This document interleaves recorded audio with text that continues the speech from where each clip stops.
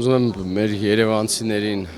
հիշեցնել, որ իրենց կողմից մերժված քաղաքացիական պայմանագիր եւ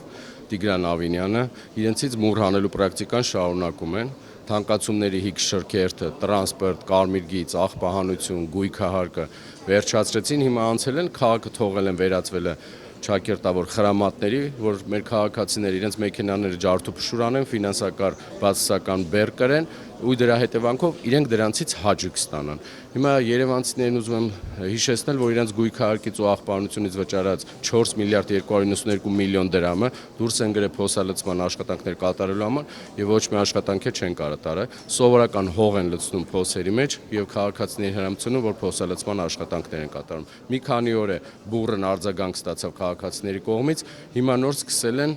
փոսալցման աշխատանքներ կատարել առանց բիտում։ Հիմա մի քանի վաղ ժամանակ հետո նորից անձրևը կգա, իրենց իսկ ասած ցիտում եմ իրենց։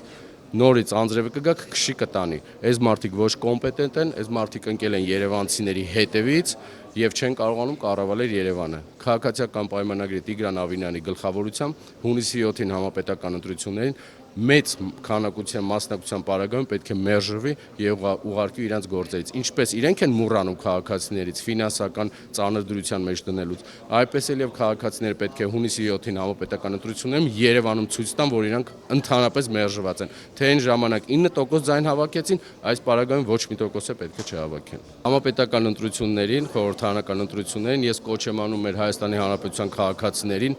շատ մեծ մասնակցություն ցուցաբերեն, տեր կանգնեն իրենց ձայնին եւ այս իրենց վրթովմունքն ու այս վերաբերմունքը ցույց տան քաղաքացիական պայմանագրի կառավարման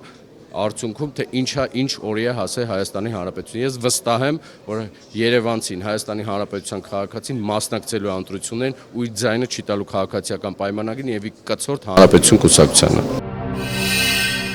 Բաժանորդագրվեք Արմատ մեդիայի ալիքներին YouTube-ում, Facebook-ում, Instagram-ում եւ Telegram-ում։